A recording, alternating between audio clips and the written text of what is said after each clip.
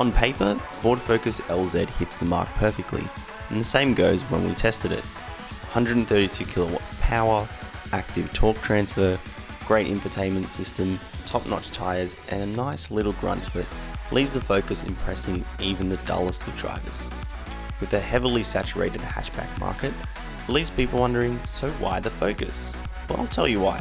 First off, the American company didn't really get the memo that hatchbacks are getting smaller and smaller by the day. So the Focus LZ, while still compact, has much more room than any competitor in its class. And for a guy like me at 6 foot tall, that extra space is definitely needed. Under the bonnet is a 1.5 litre 4-cylinder turbocharged Ecoboost engine that puts out a whopping 132 kilowatts of power and 240 Newton meters of torque. Ecoboost, that's the same engine tech in the new Mustang and a wide array of Ford vehicles. So let's put that into perspective. The base Mazda 3 arrives with 114 kilowatts of power, the Toyota Corolla 103 kilowatts, and the Volkswagen Golf with only 90 kilowatts of power. Although the Focus is a tad bit heavier, the power to weight ratio of the Focus easily passes competition in its class.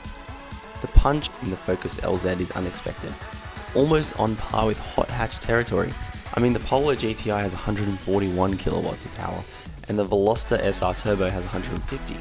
And although they are light vehicles, Ford ain't done half bad for a bone stock bottom of the line hatchback. Fuel consumption, rated at 6.2 litres per 100 on the combined cycle, is a tempting figure.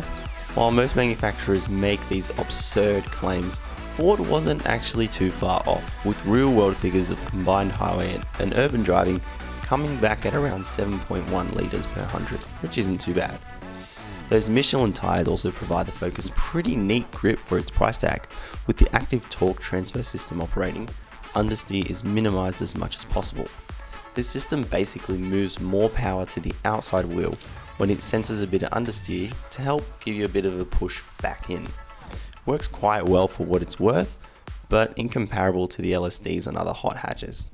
Thing is, I can't compare this car to the standard hatchbacks out there, instead I just keep finding myself bringing it back to hot hatches again and again.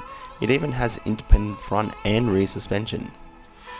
As for the interior, the trend model gets comfy fabric seats and that nice new steering wheel layout that Ford is going with.